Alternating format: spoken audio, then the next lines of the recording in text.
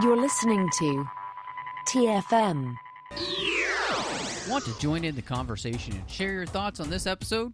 Join the Babel Conference, our listeners' discussion group on Facebook. Just type BABEL into the Facebook search field, and we'll look forward to seeing you there.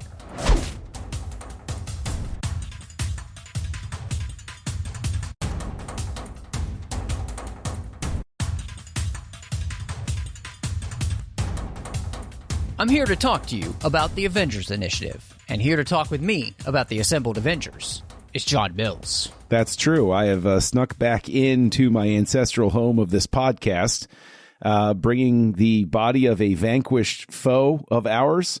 And now this joke has backed me into a corner because I don't know who I would name. But somebody that people don't like that is in a bag. There with you me. go. So there you go. I mean, always a plus to name somebody that people don't like, and then they can insert any name they want. Exactly. Right. It's the entire starting lineup of that Boston Red Sox team that lost the World Series that year that everybody held a grudge about. So, sure. Yeah. All right. Well, anyway, we are going to be talking about something really cool tonight. We're going to be talking about Black Panther. And before we get there, I did just want to say thank you to everybody who's listening. And of course, you know, we're in the 602 Club feed, so just make sure you're subscribed to that and you'll get the shows as soon as they drop. And we'd really appreciate reviews or ratings on places like Apple Podcasts or Spotify. That would be fantastic. And of course, you can also find us on social media at the 602 Club on Twitter. At 602 Club TFM. We'd love your follow there, your interaction. We love doing that with people. And yeah. And of course, you can also find us on Facebook at facebook.com/TrekFM. You can discuss things with listeners from all over the world in the Babel Conference, which is our listeners-only discussion group on Facebook. And of course, we've got the website at trek.fm. And we'd really appreciate, though, if you'd go over to Patreon and become a patron supporter of the TFM network. You can go to patreon.com/TrekFM and see how you can be part of the team. It definitely is very expensive to put all this together. And just was even talking to Chris, who is our leader here tonight, as we were recording another show. And we were talking about ways that we want to continue to make the network better, but we can't do that without listeners like you. So again, go to patreon.com/TrekFM. So sometimes, John, we dive into history when it comes to these films. And I was fascinated to learn that this is a movie that had kind of been in development hell since 1992 with one Wesley Snipes. Yeah, which makes total sense when you think about it. If you're going to kick a high-profile black superhero character in the 90s, Wesley Snipes is a name that's going to come up at that time. Yep. He came into his action hero phase of his career right there in the 90s, Passenger 57, later Blade, another comic book movie, right? And he had a very high profile. Wesley Snipes, I mean, like, I can honestly say, of all of the actors in the 1990s, if you had come up to me at that time and said, I'm going to make a Black Panther movie, I'd be like, Snipes will be in it then, right? Like, seriously, like, I'm not saying that in like a pandering way. I'm saying, like, that's how ubiquitous the guy was in action movies back then. Yep. And so, also comedy. He was a great comic actor and dramatic actor, I like that you mentioned that, because I do feel like that he had a lot of range. He could do a lot of different types of things. And like you said, from the guy who was going to be Blade, he was in Demolition Man, he's in all of these type of films. He was great in Demolition Man too. Yeah. He really was. It just makes sense that you would, and it also makes sense that he would want to do Black Panther, which is, he called it the antithesis to African stereotypes. And so that was really important to him. And something that I think is interesting, because that will obviously get carried on throughout the entire run of creating Black Panther, bringing him to the screen, is going to be paying homage to that creation in the comics and that portrayal on screen of just something that's very different than we have gotten in the past. And so it takes years, obviously, until they are able to get to the point where they're going to make this movie. And by the time they get to Marvel Studios doing it, they had thought about introducing him as early as Iron Man 2, but they decided they just didn't want to do that until they have an idea of how they're going to be portraying this whole world that he comes from. And so they decided to hold back, and they actually continue to hold back. And it's quite a while until they finally land on Ryan Coogler to direct the film and bring it to screen. Which, had you seen Creed at this point too, which was Coogler's really big film? I actually had not. I'd heard about Creed being. I didn't see Creed until after I saw this. I saw it streaming or whatever. Wow, a Rocky movie that I had seen before you? Yeah, it was one of the. Well, okay. Look, the strange thing with Creed is I'll freely admit to it. I was extremely skeptical that it was going to work. Honestly, you look at the history of Rocky sequels, right? Yeah. It's sort of like the Star Trek cadence, where it was like, oh, the original, oh, that one was okay, that one was okay, oh, and then there was a great one, and then there was a real bad one. So it's like, and Rocky Balboa had been such, I loved it so much that I was like, I'd said goodbye to it. But I've actually gone back, and I know this is taking us down a whole different rabbit hole and everything, but I actually frequently cite Creed as the type of formula that I wish they had used with The Force Awakens. I thought that was a perfect series reboot. Yeah. You had a new character that was really interesting, different from the previous character, paid true homage to all of the best stuff of the past, all of those sorts of things. I think that Creed is one of the best examples of how to reboot a series. That being said, no, I hadn't seen it by the time I saw Black Panther. And which I find fascinating because it is one of those things where I had seen it because it had gotten such good reviews. And it was one of those things which I was really skeptical of, just like you were, because I knew kind of the history of the Rocky sequels and how they went. And then this was just getting such rave reviews. So obviously, Ryan Coogler directs this. You've got, he's going to bring in Michael B. Jordan to be in this movie as well. And then you're going to get, Ludwig Göransson doing the music. So he kind of brings over a lot of his people. In fact, that's one of the things that Coogler does with this movie, which I thought was really interesting for the director, is he brings his team with him so that this is not just all in-house Marvel people making this movie. He's very intent on this movie being his movie, and one that puts its stamp on what the character and the world of Black Panther is going to be like, without it just feeling like this kind of, homogenized Marvel universe type thing.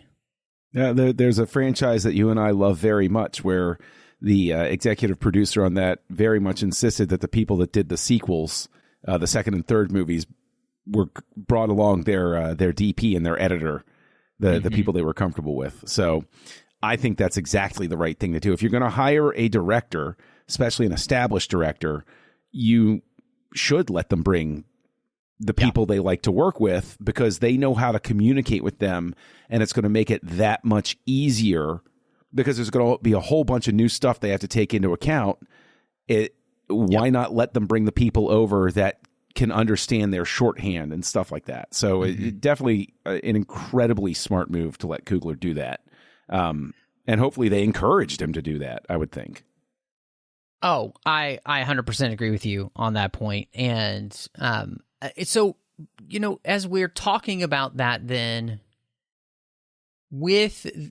so this is kind of the first time in, I feel like, the Marvel universe, since Guardians, where we're really kind of almost creating a movie that feels like it's kind of divorced from the rest of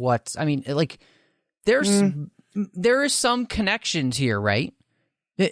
Obviously we've met Black Panther before as a character, and the beginning of this movie is a connection to what happened in his previous appearance.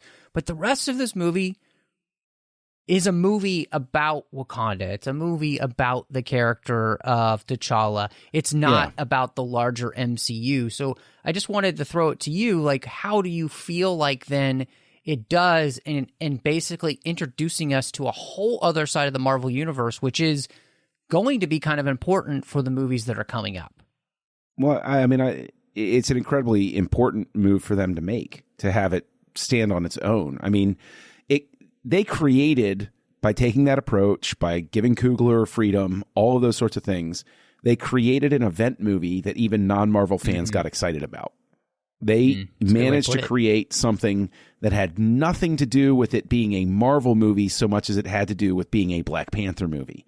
And when you think about it, that is, you know, when people talk about using your platform, that was actually a pretty classy thing for Marvel to do, to say, I mean, there's almost a sense of divestiture where it's like, yeah, it's got the Marvel imprint on it, but they're saying this isn't about us. This is about the movie.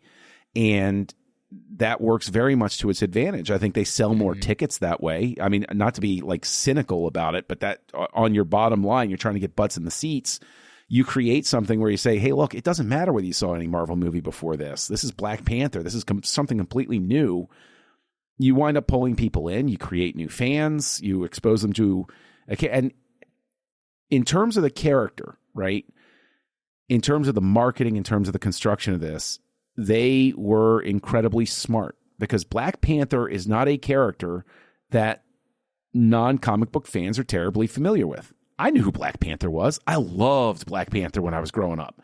He was a great character that they brought in. I loved reading him in the comics, all of that type of stuff. And it's a really great, Marvel did some great stuff like that. And, but you're not dealing with an Iron Man, and you're not dealing with a Captain America. You're not dealing with a top of mind Marvel character like Spider-Man. You're dealing with a character who is known very much to the audience, you know, the target audience, but not to the people outside of it. And when you think about it, they really leveraged the marketing machine for a character that isn't, you know, I'm not saying this in a dismissive way, but it's not like a top of mind first tier character that you're bringing in here. This isn't a Spider-Man movie. This is Black Panther, which is like, it's different. Well, and for me, rewatching this, it really became the comparison to what I kind of felt like they allowed Gunn to do for Guardians, which is we're going to introduce you to a whole new world, literally for him, whole new worlds, right, in the Marvel universe. And to do that, we need this movie to feel like it's not as concerned about the rest of it, because this is enough to try to introduce all of this to you. And obviously for Black Panther, I mean, to create the world of Wakanda, which has been hidden from the world for a very long time, as we learn in the prologue, that's very important. To have an understanding of what the society is, what it looks like, how it behaves, how the people there behave, you know, giving life to the different tribes of Wakanda, you know, and how they each very much differ from one another. This is not a homogenized society. Mm-hmm. And then to bring life to its technology, which, because of vibranium, they are incredibly technologically advanced. And so, you know, I think the thing that is very smart for them to do here is the same thing that they did for Guardians. And, you know, in many ways, Black Panther has its own feel from the beginning, because it's also a movie that does start with a prologue, right? To help us understand the world we're about to enter. Yeah, which is kind of a step that, in a sense, this is going to sound like a weird comparison, but it's you typically only get something that detailed in like a Doctor Strange, where they feel obligated to really go into details about where the things came from. And we'll see it with the Infinity Stones and stuff like that. But like, I do like the fact that they basically create this believable alternate history for Wakanda. But something that really struck me on this rewatch, and I've always sort of felt this way, is this movie belongs immediately after Civil War. It really does.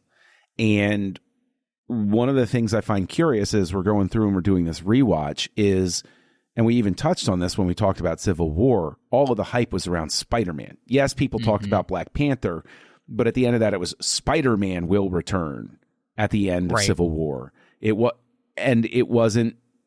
doesn't feel right, especially because they even talk about at the beginning of this movie that it's days after Civil War, but we have several movies between us and Civil War. And so it kind of bugged me this time because I'm like, they really should have used the momentum of Civil War to go into Black Panther. Do I think it would have made it more successful? No. I'm not even thinking in those terms, but story-wise, it made sense to go straight into it. Yeah, I mean, when you think about the fact that you have Doctor Strange, Guardians of the Galaxy 2, Spider-Man Homecoming, and Thor Ragnarok before you get to Black Panther. Right. That's crazy. These cards should be shuffled so that it's Civil War, Black Panther. I'll give you Doctor Strange and then Guardians of the Galaxy. They can kind of go in any order there. Spider-Man. And then we talked about this when we talked about Ragnarok. The teaser on that. Why didn't that happen right before Infinity War? Like that stinger is Thanos finding them. Like it really doesn't make a lot of sense. Yeah, because this is an odd movie because the very next movie is Infinity War. Right. It's bizarre. And Ragnarok has directly to do with, setting up Infinity War. And again, it's not the fault of this movie at all. It's just, it's a curious, it's a curious thing.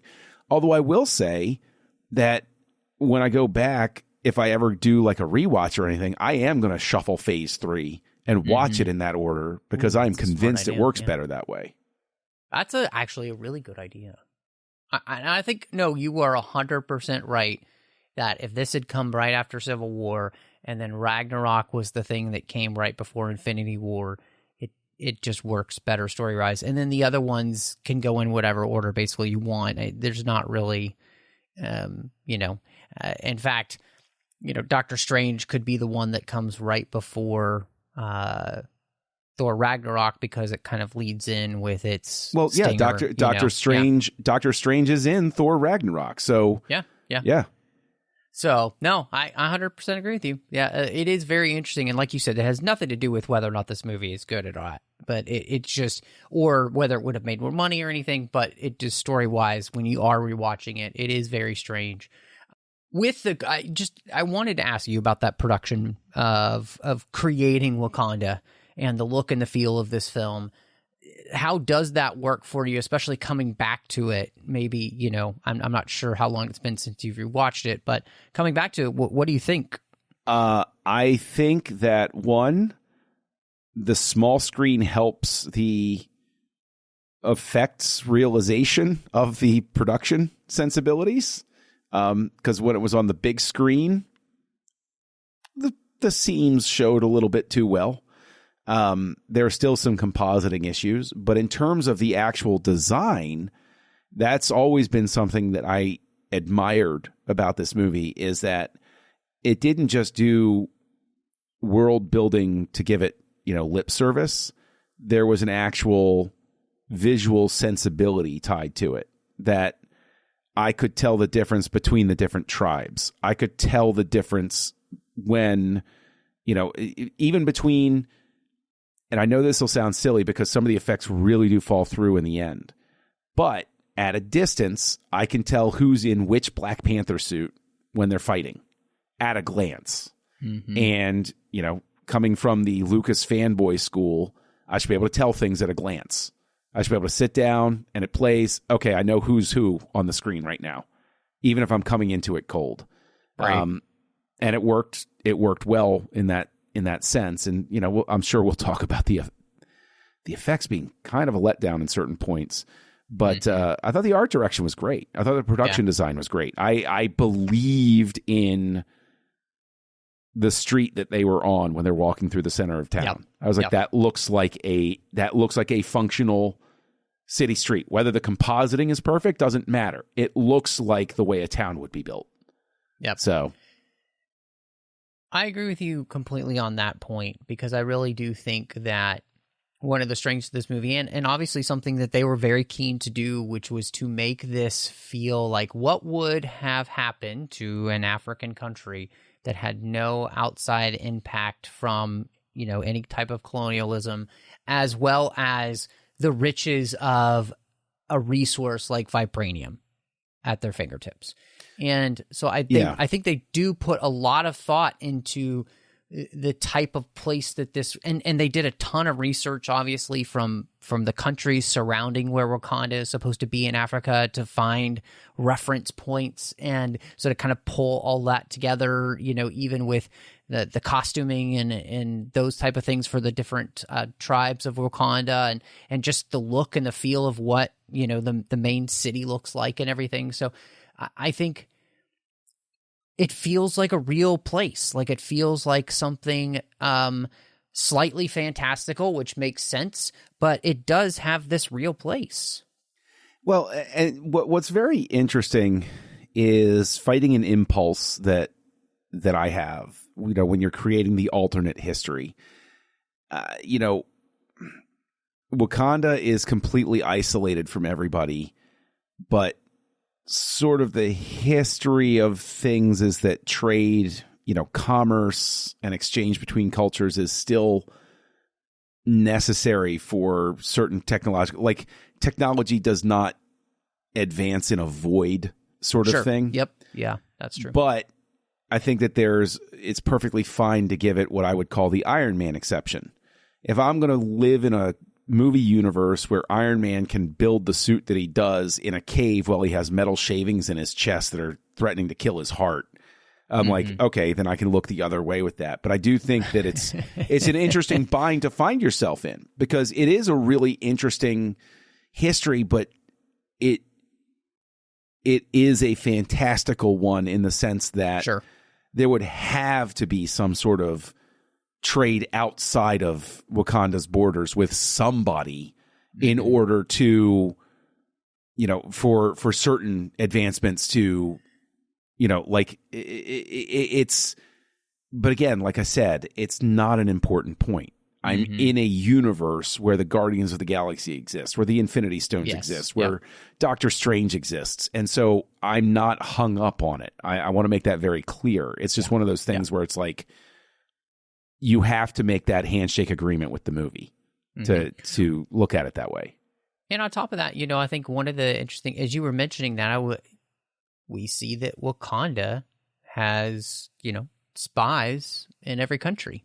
Right. So it kind of makes sense that when it comes to like technological advances and all those kind of things, they would be very up on what's happening in the world, whether or not they're necessarily quite open with the rest of the world. But they would have an idea of what's happening. And, with the ability that vibranium gives them because it's not just something that is a strong metal that nothing can penetrate. It is also something that is used as a power source. Like Shuri says, it's this all-in-one thing, basically. It's the amazing metal. Well, I do think it's so interesting that the movie opens with basically the asteroid of vibranium hitting Wakanda, in ages past, to sort of seed everything. I think it's very comic booky, but it's very cool that they at least go the length of saying it's like, well, the reason it's all there is because it got deposited there. Right. So, I think that's very much a very important, thoughtful point that they give to it, because it's almost like they knew that somebody would sit there and say, well, why would it all be concentrated right there? And they opened immediately. It was like, it was an asteroid. Okay. Just let it go. It's like, okay, that's exactly. fine. No, I 100% agree with you on that. And it is. I mean, it's just a great way to you give your point and then you move past it. And I mean, like you said, you're at a comic book universe, so you accept it and you move on. And that's something that the movie does really well. I wanted to ask you about the cast here, because am I wrong in thinking that this may be one of the best casts ever assembled for any Marvel movie, just single Marvel movie, when it comes to the quality of every actor involved? I mean, is that crazy to say that? I don't think it's crazy to say that. I think that what you have is you have a very energized cast who cares very much about the film. You can tell everybody cares about putting this film together. This is not just a job to anybody on set. They showed up to make this movie. Yeah. And that's a testament to not just their professionalism and dedication, but to the director, because it's very obvious that Coogler commanded their respect. That they, unless a director connects with the cast, he's not going to get the performances he needs.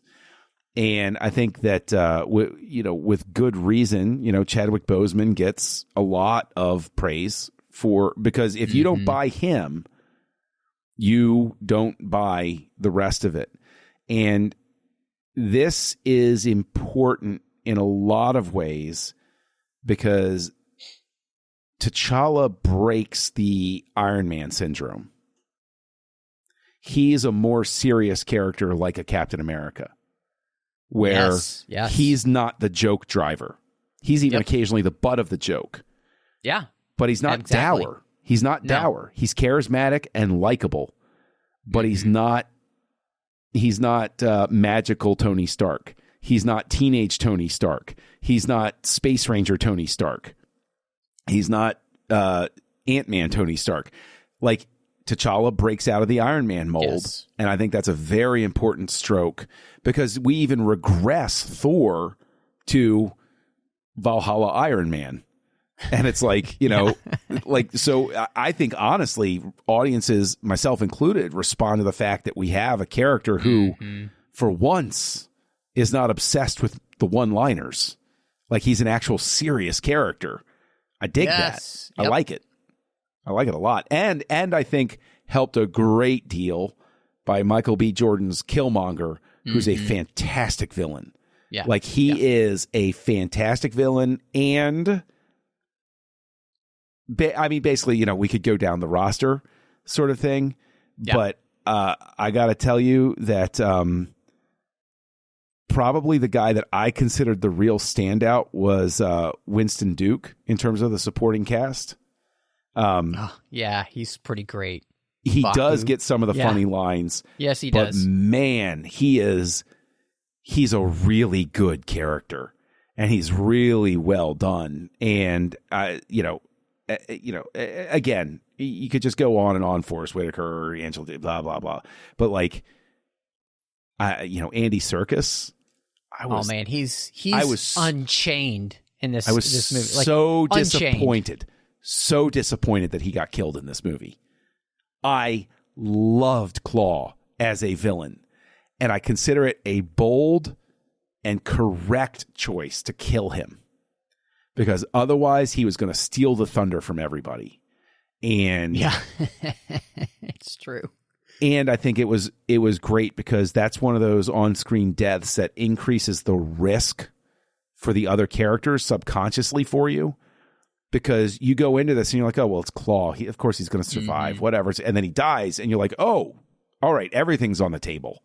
Who knows what's going to happen after that? It's a very important subconscious tell for the audience that everybody's in danger. So it's the right choice, but a bummer because I like the character so much. I mean, I think, as you were talking, I just wanted to be, Michael Scott. Yes! Yeah. Thank you. Like when you were talking about the way that Chadwick Boseman plays this character and who this character is. And in many ways, I think he is the kind of like the second coming of the Captain America type, right? Yeah. Like, because he is noble. He has just an incredible value system, like, and everything about him is somebody who is striving to be above reproach, right? And that's what makes the lessons that he learns from the mistakes his father made so painful for him, right? Because he learned how to be the man he was from his father, and yet he realizes what a failure his father was in some areas. And that's what kind of like makes this so difficult. And I just, like you said, he's not one who's making the joke all the time. He's not one who is trying to lighten the mood artificially. He's a character who is taking the world and the responsibilities that have been thrust on him because of the death of his father very seriously, which, I went off on with Thor Ragnarok of not being able to take serious moments seriously. This movie is the direct antithesis to that, and I'm so thankful because it's exactly what this movie needs. Because this is a very serious movie. We're talking about the course trajectory of the most powerful country on earth that nobody knows about that can change everything. And if it's not done, if the right person doesn't end up in power here, we're kind of all screwed on planet Earth, at least until Infinity War. Yeah, right. Yes, and something you hit on there that I think is really poignant and really important is that T'Challa is given a truly interesting maturity arc that is similar in some ways to Iron Man 2, where Tony has to come to some realizations about his dad and the nature of his dad, but it's sort of inverted. He always thought his dad was a jerk. He finds out his dad was actually a pretty good guy, just not, open to him and that sort of thing. T'Challa goes on a journey that I think is really important for kids to see, for everybody to see and to come to terms with, is that your parents are human and they will make mistakes, and you cannot turn your back on them. You cannot reject them just because they're human.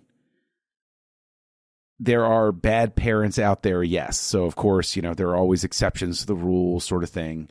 And this is just speaking in generalities, but it is a very important part of becoming an adult to realize how your parents made mistakes too. And they'll even continue to make them. And you have to be okay with that. And you have to say, okay, then I'm going to decide to be better. Because that's what, speaking as a parent, I'm an imperfect person. I know this. I hope my kids are better than me. That's my whole goal. And so there are things about the way I used to be or things I said or did that I don't want them to do. So I don't talk about that with them. I don't plan to. But if they find out, I hope that it's at least in the context of they're like, yeah, but dad learned his lessons over time sort of thing. Well, and it's interesting because this is everything that Thor Ragnarok should have been. Yes. Because it's very similar in story. And what's interesting is how Odin and T'Chaka are very similar as characters, right? They have a checkered past, which they literally just cover up and try to negate. And in fact, they even abandon children so that they can pretend like everything is okay. And I was just kind of struck by how really bad fathers are in the MCU. Like, absolutely terrible people in the MCU when you think of Ego, and you think of T'Chaka, and you think of Odin. Like, these guys are just, they pretend. Howard Stark. Don't leave Howard Stark out of that one. They pretend like they're good people, and yet they're not. And they leave all of these men in a place who are struggling to figure out what it means to be a man because they have lacked somebody to pass that manhood on to them in a way that is good and right and honorable. And it's interesting when you think about how many of these male characters, I mean, Spider-Man's in this boat too, because Tony Stark's a terrible father. So like it is just a problem in the MCU. And it continues here, and yet, the beauty of T'Challa is that, unlike Killmonger, he's not left to fend for himself. and therefore he has a semi-good enough upbringing that gives him the morality that he needs to be able to reject the type of radicalization that happens to Killmonger and even Killmonger's father. And so it's so fascinating because even not great parents, by being there, can still make a huge difference in their children's lives for the better. Yeah, I mean, it's definitely something that the MCU is focused on. You're absolutely right. And we'll even see the ultimate bad father in Thanos, which is interesting. Yeah. I mean, when you think about it, that's what it is. And, just ask Gamora and Nebula. But it is interesting because of the fact that Star Wars had daddy issues. Yeah, right. But it is interesting because T'Challa is at peace with his dad by the end of it. Like, he understands that his dad was trying to make right the mistakes that he had made by being a good father to T'Challa. And it's like, in a sense, there's sort of that Obi-Wan and Yoda sort of sense where it's like, probably the dad kept putting off, I'll tell him about this in the future.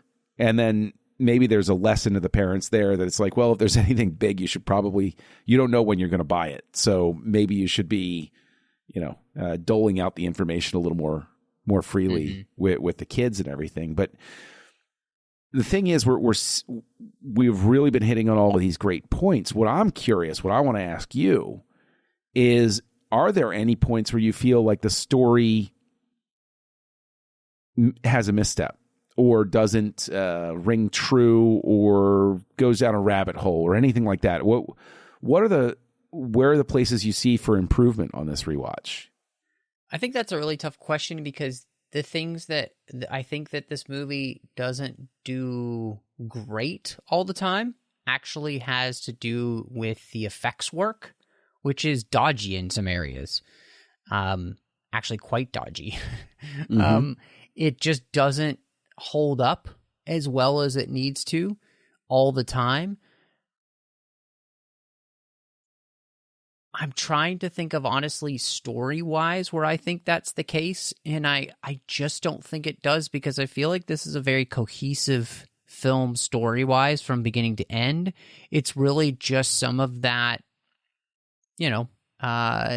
production work, not the production of creating this universe and all that kind of stuff, but it's the effects work that really just hinder me sometimes because I'm pulled out of some of the scenes that just don't look great. Like that end battle, there's a lot of that just isn't composited great.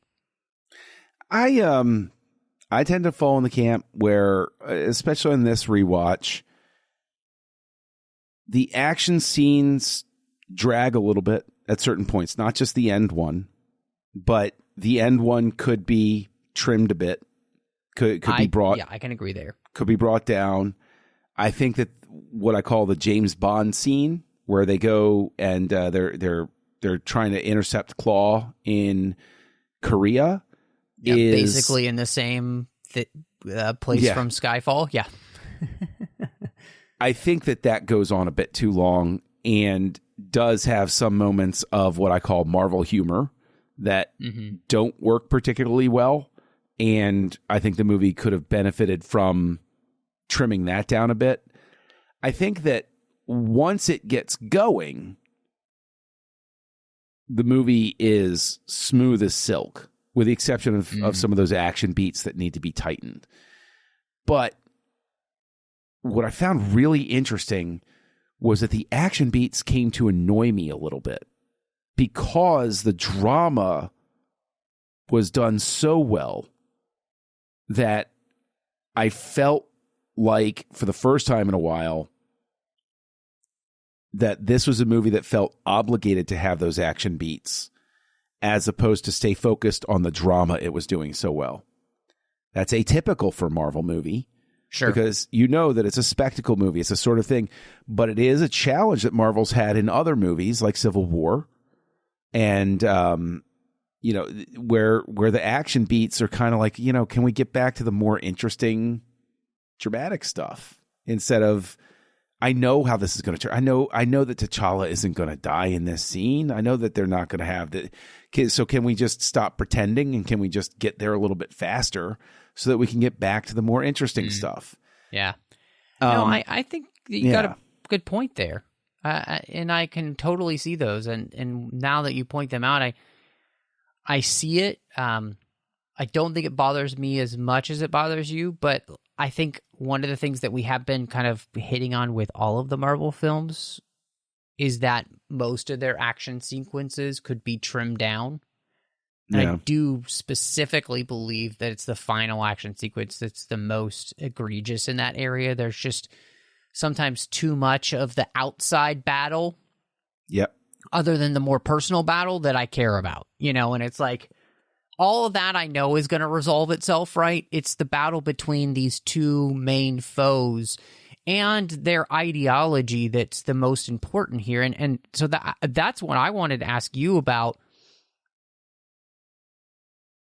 This is a movie that comes out at a very interesting time and has a lot of very interesting and I think great things to say about the way in which we should interact with and act towards those that are different than us. And Killmonger's way of doing that is he has actually become the thing that he hated. He's actually become the people that he hated. He's become the people he now wants to destroy in the way that they act, the things that he, accuses them of. He's basically doing. T'Challa says as much. Whereas T'Challa himself is about change by relationship. Change through openness. War, last resort, which in many ways, I think as I was thinking about it, you get almost a Malcolm X versus Martin Luther King type of a feel to this. So I just wanted to ask you how you felt about that, because it really is that's the main crux of this movie is the way that the battle of worldviews of these two characters. Yeah, I think you're right, and it's what I think is interesting. What's necessary is to acknowledge the fact that the reason Killmonger is so interesting is the movie never condemns him. The movie makes him very understandable. You know why Killmonger feels this way. And T'Challa is even sympathetic to him. And rightly so. It's like, I get it. Yeah, you got a raw deal, man. And I understand why you feel the way that you do. And I think that's what makes that conflict so interesting, is because life is the question of what are you going to do with your circumstances? Are you going to become bitter? It's the Ebenezer Scrooge dilemma. What are you going to do? Are you going to become bitter and angry and hate the world? Or are you going to open up and try to change it for the better with peace and love and all of those sorts of things? And so, it's the Malcolm X MLK argument. It's the Charles Xavier and Magneto argument. It's the, what are you going to do? Well, at the same time, giving credence to why people feel the way that they do. That's really the problem, right? And I think that's part of the journey that T'Challa goes on, is he immediately rejects Killmonger. No, you're wrong. This is crazy. How can you feel that way? But by the end, he's treating him like a brother and saying, I understand. I don't want you to die. I want you to experience the beauty of everything. And it's Killmonger's choice to say, no, this is, this is the logical end for me, which I do still think is unfortunate, because I would think Killmonger would be a very interesting character to bring back in a sequel and have him working side by side as, like a trusted advisor with T'Challa and everything, because I think there's also, there's that acknowledgement of the importance of tradition, that you can't just throw everything away. Like, because what does Killmonger do after he drinks the flower potion or whatever? Burn it all. There is going to be no other king. I'm the end. Everything's coming to, and the protest is no. This is tradition. We keep this here for that reason, and he just completely rejects it. And it's finding that balance. You there are still good things, and yet you have to acknowledge that it's everything. It's not just good, and it's not just good or bad. It's everything all together, and finding a way to emphasize the good and move forward, sort of thing. Well, so basically he's the better Kylo Ren is what we're saying, kill the past if you have to. Yeah, actually, no, it's a very similar sort of argument. Yeah. Where, Kylo Ren's whole thing is like, destroy everything because I'm unhappy. And it's like, well, no, you got a raw deal, but you can still make things better and recognize that not everybody is awful. Yeah, I mean, to me, I just, this is the thing that I think they do so well in this movie, and like you said, this is a movie that just takes itself more seriously, and part of that is that Killmonger is not a villain who's making a lot of jokes. He's a very, very serious character. I think Michael B. Jordan plays him. I mean, you just hate this guy, I think, because he's just so arrogant. And he's so evil in what he's trying to do. Like, he hates everything and he hates everyone.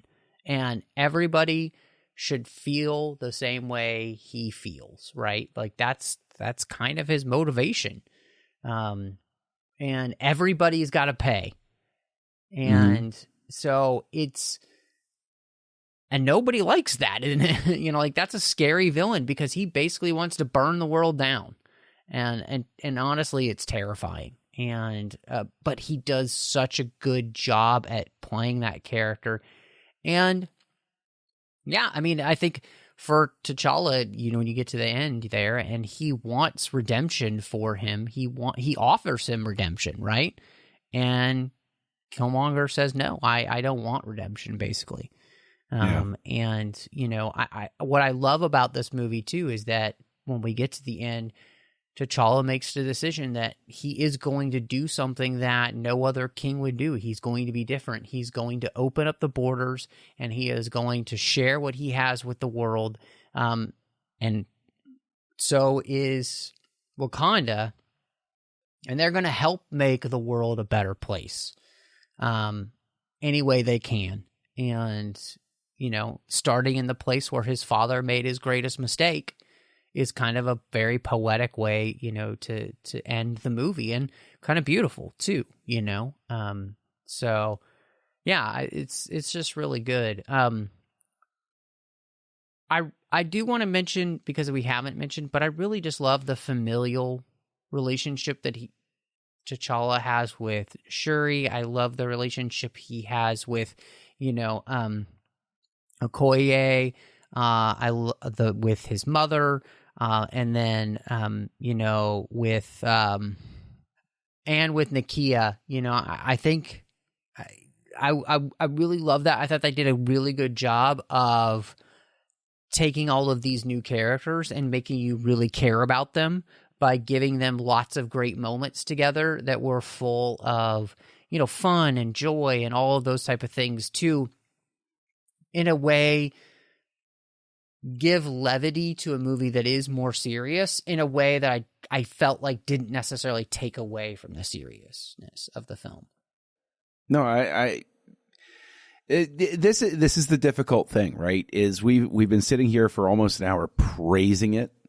I was trying to get it at something earlier by saying, where do you see the shortcomings, sort of thing, because I do think that this is not a perfect movie. It's a very enjoyable movie. It's a very well put together movie. It's a greatly edited movie. I think that the pacing is great, except for those action scenes that just drag a bit. And, me being me, I think the beginning's just a little bit too clunky for its own good in like the first 15 minutes. But once it gets past that, it's sort of like got it out of its system sort of thing. And we've made reference to the effects and how they're dodgy and the compositing falls through. But I got to come back to that because I have to ask, this is such a high-profile movie. This is such an important movie to a lot of people for very specific reasons. This is a very important movie to the crew, to the cast. Why is it that the effects come through less than perfect? Wouldn't you think that this would be something where there would be a command from on high? Whoever's working on this is the A team. Guardians of the Galaxy Volume 2, for instance. We both praise the fact that continues Gunn's trajectory of very clearly communicating. I don't think Coogler has any problem communicating. Do you think that because Infinity War is the next in the release schedule, right? Infinity War is after this, right? They're literally filming them side by side in Atlanta at this time. Do you think that they were throwing so many resources at Infinity War that that's what caused this to suffer? I have to imagine that's the case. I mean,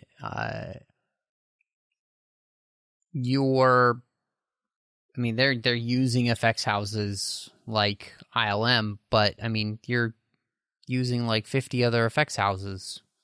Yeah. And I do think that you're absolutely right on target. They're also working on Infinity War, and then of course all those effects houses have other movies they're working on too. And I don't think that this movie gets the sole attention that it needs. I think unlike Guardians, which especially that first movie where so much of it takes place in space and stuff, it's easier to hide effects work.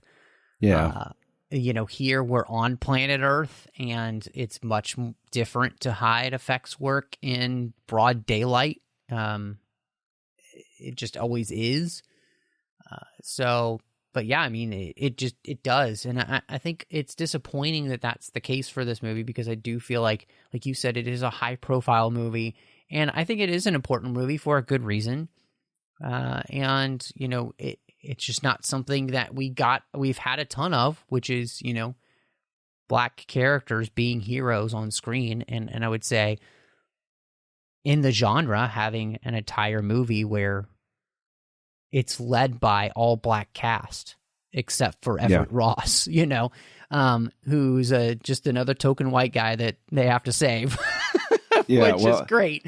Well, I like the fact that you have somebody who's actually is a CIA character, and there's a commentary where he talks about Killmonger's past, and he's like, that's part of the thing he did was he showed up and he helped destabilize the country so we could take the resources, sort of thing. And it's like Killmonger's literally doing what the U.S. or the USSR or China or anybody else would have done to Wakanda had they known about it. Yep. And it's like, it's a really pointed commentary and a good point, to draw, to draw attention to. And that's why I think his character works so well, is he goes on his own journey of discovery where he's like, oh crap, this is kind of our fault still. Yeah, no, 100%. I think, Ross being there as a character is one that kind of helps bring all of these themes really full circle and helps make them more poignant. But it's also something to which I think Coogler does such a good job of walking every line he needs to in a way that makes the messages the most meaningful they can for the most amount of people, which is exactly what you want from this type of film. You do want to leave people thinking from this film, right? But you don't want to turn them off to the point where they won't be thinking about this stuff. Mm-hmm. And I think he does a great job of helping people to be able to think through some of these ideas without making it to the point where they want to reject it. Well, yeah, it does what sci-fi is supposed to do. Yeah. It couches it in a fictional narrative so that when you're brought with these ideas that you might be resistant to. You listen to it, and then you suddenly say, "Oh yeah, that is kind of like that thing, isn't it?" That's what all good sci-fi does. I did mention earlier, that Göransson comes in and does the score here. How do you feel that it brings this world to life? I think it's fantastic. I do. I think Göransson's score is great. It works on every level, and Wakanda has a sound, and that's you can't overstate how important that is, because the sound of a place is very important for you to believe in it, and I think Göransson does that for sure. Well, and what's really cool is the way in which he gives Killmonger a more hip hop beat. Yeah. To the more tribal sound that you get for the rest of Wakanda and for T'Challa. And the way it all mixes together, I think, is done perfectly. And, this is right up Göransson's alley by using a lot of like drum sounds and the electronic sounds and those kind of things married with more traditional score in places. All of his, gifts are right on target here. So I'm right there with you. It could be one of the most successful scores for Marvel, mainly because what this score does is it sets you in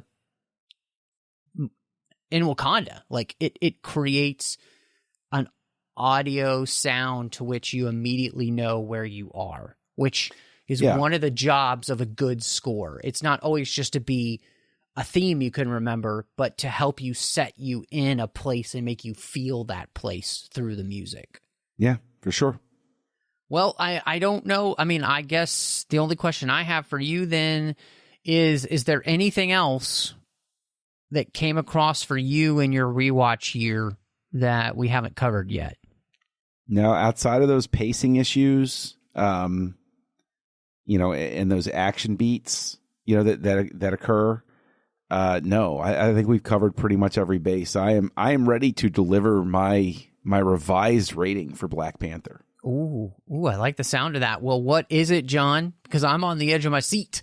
Well, Black Panther jumps up a half star from my original rating, jumps from a 3.5 to a 4, and this is a solid 4. This is a movie that I can come back to. I could rewatch. Again, I know we've spent an hour way more praise. You might be like, well, why isn't it a 4.5 or 5? But I do have a problem with those pacing issues in the action scenes.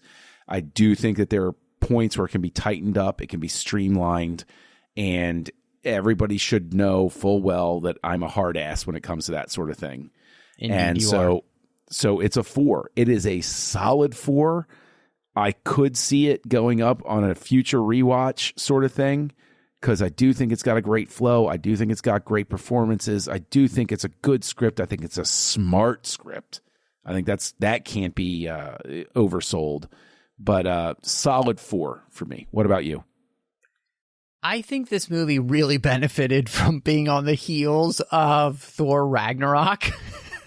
Yeah, that too. Yeah. But at the same time, this movie jumped up an entire star for me. And so it went from a 3.5 to a 4.5. And part of that was because I realized, like Guardians, it had done such a good job of being its own movie, really, and creating a world to which it's interesting to be in, and with incredible acting performances, great thematic elements. So pretty much everything I love. And really, I think it comes down to, we talked about the effects here, and we talked about the fact that I do think that some of the action beats could have been cut down a little bit and made a little bit tighter. And I think this movie would have been a 5-star movie. But I think that this is an incredibly well done movie. And I think I'll be honest. I think for me, it's great that this movie turns out to be as good as it does because yes, it is important, and it's important to a lot of people for all the right reasons, I think. And I am thankful that this movie did turn out that way because how frustrating would it have been if it hadn't? You know, and I'm very thankful that that's the case. So, which will be fascinating because we'll get to a movie to which that same weight it's on its shoulders, and I don't know if that's going to be the same case for something like Captain Marvel. So, time will just have to tell on that. It'll one. have to tell. But John, this leads to the question: then, if it jumped up to a 4, what did this do to the rankings for Castlevania? Well, this is one of those things where I'm having a tough time with it, like where to slot it. I'm having a fair amount of trouble finding the right slot for it. In fact, I can honestly say it's really enjoyable. I really think it's superbly put together. I think that it's, like I said, it's a solid 4. And I think that winds up putting it, that this is kind of crazy, but it disrupts things a fair amount, actually, because my rankings now go Captain America, the Winter Soldier. Will anything topple that from the top slot? Who knows? That is a good question. Anything's possible. Iron Man 3, Ant-Man, Guardians of the Galaxy Volume 2, and again, so that people aren't like, well, really? But, you gave that a 4, and that's at the 4th. I cry at the end of Guardians of the Galaxy Volume 2 like 3 times, okay? So sue me. That movie resonates for a lot of reasons. Iron Man, the original one. And then I got to be honest, Black Panther comes in after that.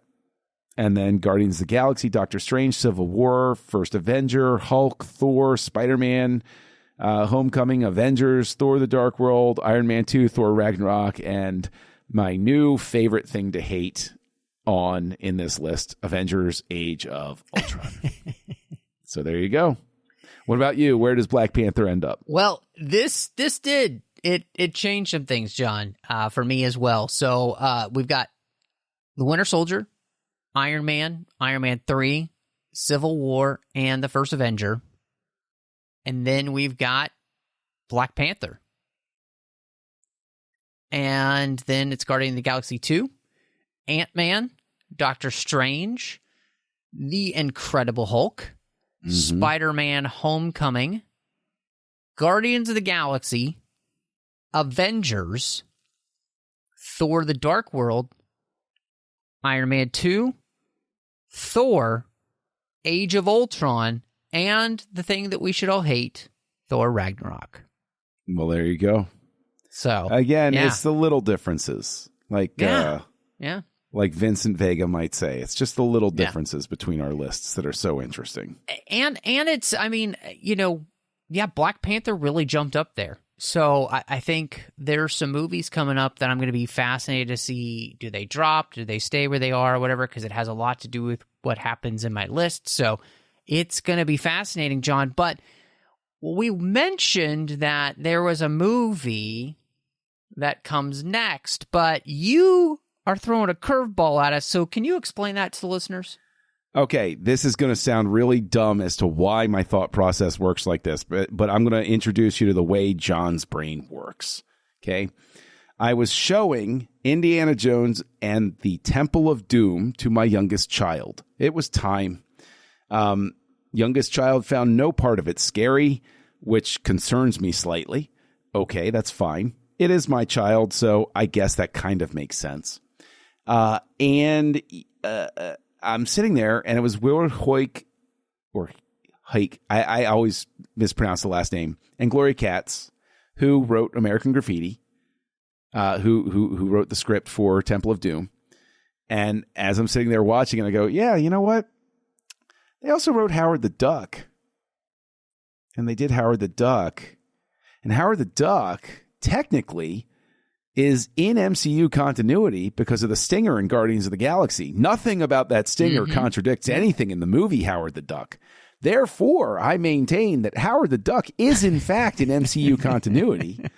And I asked you if you had ever seen it, and you said no. And I said, well, being me, I think we should watch it. And so we agreed to watch Howard the Duck. So before we get to Infinity War, we're going to cover Howard the Duck. Yes, we are. Yeah. Which should be exciting. Before we, kind of like sign off, John, I do have one question for you because, the one stinger, it goes fine with the movie, but we do get a stinger here that reminds us that there was that other white boy who was in Wakanda, and he seems to be That's recovered. a way to put it. Yes, the white wolf shows up in the second stinger, setting the stage for he's not frozen. Why isn't he frozen? Because we needed a stinger.